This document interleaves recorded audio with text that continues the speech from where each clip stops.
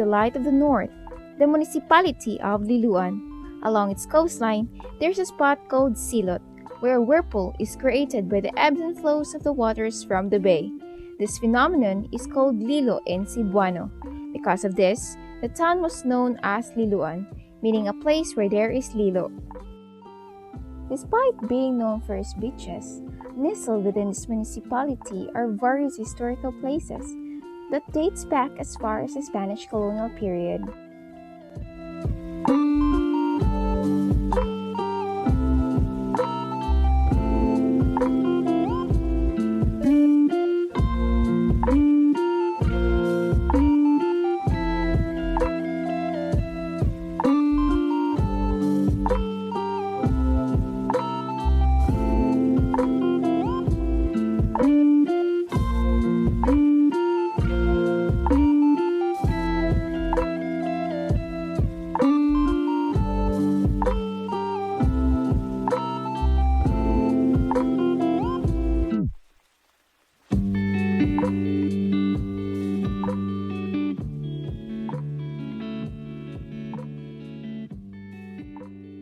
One of the best-known landmarks in Liloan is its historic lighthouse at Bagakay Point.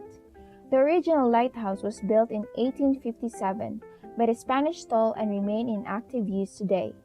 The National Historical Commission of the Philippines, formerly known as National Historical Institute, declared the lighthouse a National Historical Landmark in 2004. The parola or the lighthouse is the reason why the town was given the nickname the Light of the North. The current tower was constructed in 1904 by order of William Howard Taft, the first Governor-General of the Philippines and later the President of the United States. The tower is 72 feet tall and remains in active use today using solar energy.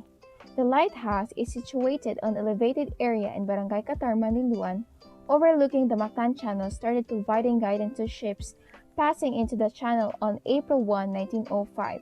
And has continued to do so for over 100 years. The Philippine Coast Guard manages the parola and the light point flashes at 5-second intervals.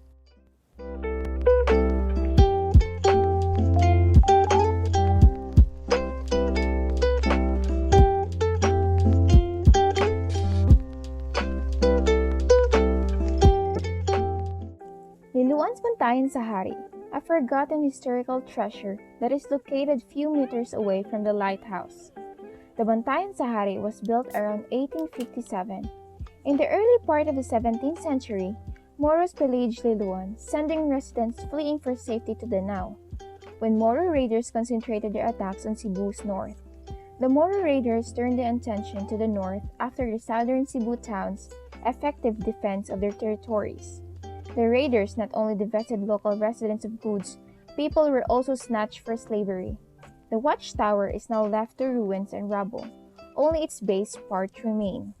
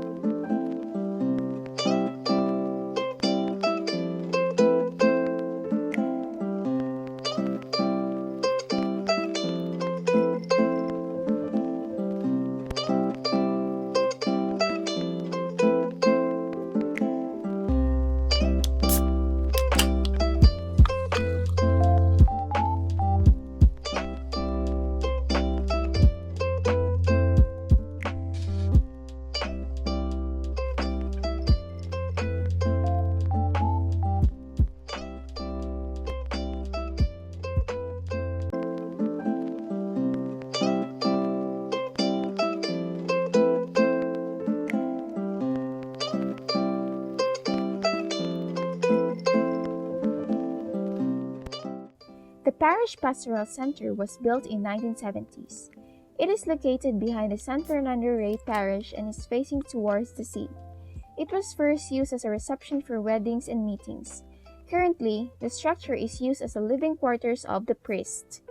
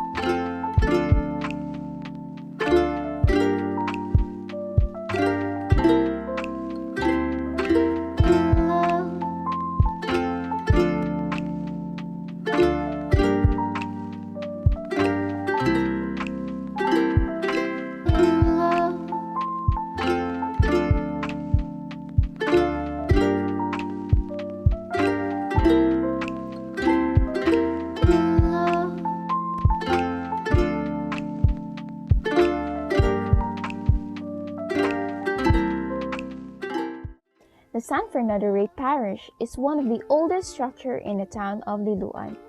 It was built in 1847 and was named after the saint who recaptured Spain from the Moors. The material used for construction came from the Camotes Islands and Leyte. On the other hand, the glass window shutters were sourced from Barcelona, Spain.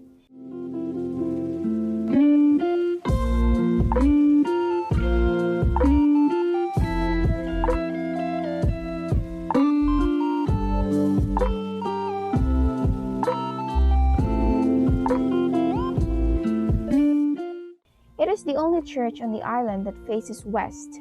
One unique feature of the church is it does not face the sea, unlike many other churches in Cebu. One theory for this orientation is that the designer of the church may have wanted to protect churchgoers from the heat of the sun during morning services. Another notable feature is its size. When the church was built, the population of the church was smaller and the church was bigger compared to the church found in Mandaue.